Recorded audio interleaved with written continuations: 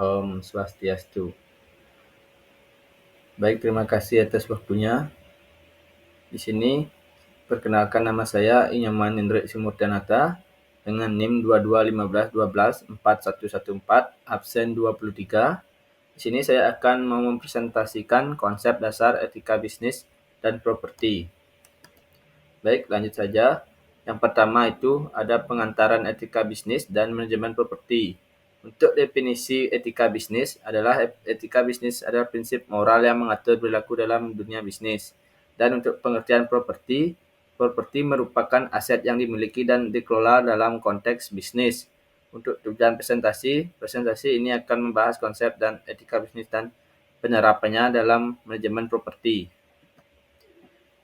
Selanjutnya ada definisi etika bisnis. Yang pertama itu ada pengertian etika bisnis. Yang kedua ada contoh etika bisnis, dampak negatif kurangnya etika, aset utama etika bisnis, pentingnya etika bisnis. Pentingnya etika bisnis dalam bisnis, yang pertama ada memastikan keberlanjutan bisnis, etika yang baik mendukung pertumbuhan dan keberlangsungan bisnis dalam jangka panjang. Membangun reputasi yang baik. Etika dalam bisnis membantu menciptakan citra positif yang menarik bagi pelanggan dan mitra. Mengurangi risiko hukum dan konflik. Praktik etis dapat menghindari masalah hukum dan konflik yang merugikan bisnis.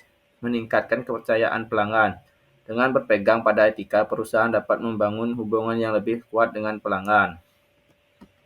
Untuk prinsip-prinsip utama etika bisnis, yaitu adalah kejujuran, keadilan, tanggung jawab sosial, dan kepatuhan hukum, di mana untuk kejujuran selalu berlaku jujur dalam transaksi bisnis untuk membangun kepercayaan, dan keadilan memberikan perlakuan yang adil kepada semua pihak tanpa diskriminasi. Untuk tanggung jawab sosial, berkontribusi pada kesejahteraan masyarakat dan lingkungan sekitar. Kepatuhan hukum, mematuhi semua peraturan dan undang-undang yang berlaku dalam bisnis. Selanjutnya untuk pengertian properti dan jenisnya, di mana yang pertama ada definisi properti. Properti adalah hak milik atas aset fisik atau non-fisik seperti tanah, bangunan, atau hak sewa. Jenis properti, terdapat dua jenis properti yang umum dikenal, properti real dan properti personal. Yang real, properti real mencakup tanah dan segala sesuatu yang melekat pada seperti bangunan dan tanaman.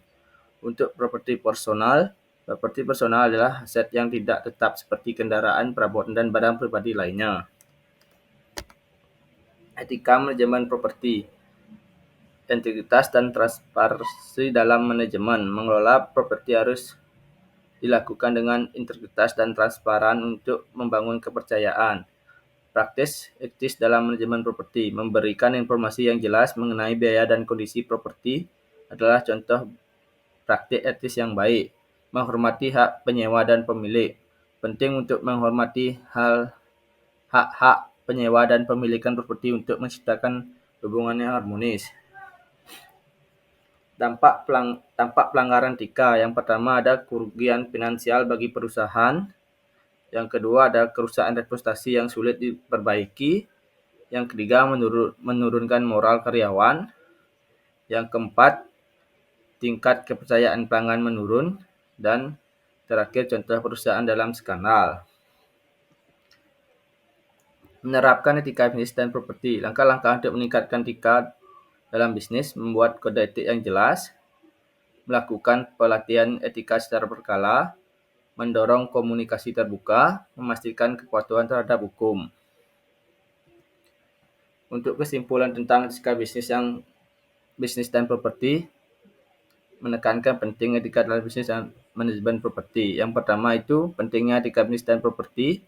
Etika bisnis dan properti sangat penting untuk keberlangsungan dan reputasi perusahaan.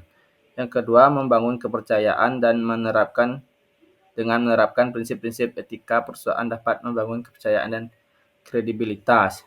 Yang terakhir ada komitmen untuk berperilaku etis. Mari kita semua berkomitmen untuk berperilaku etis dalam setiap aspek bisnis dan manajemen properti.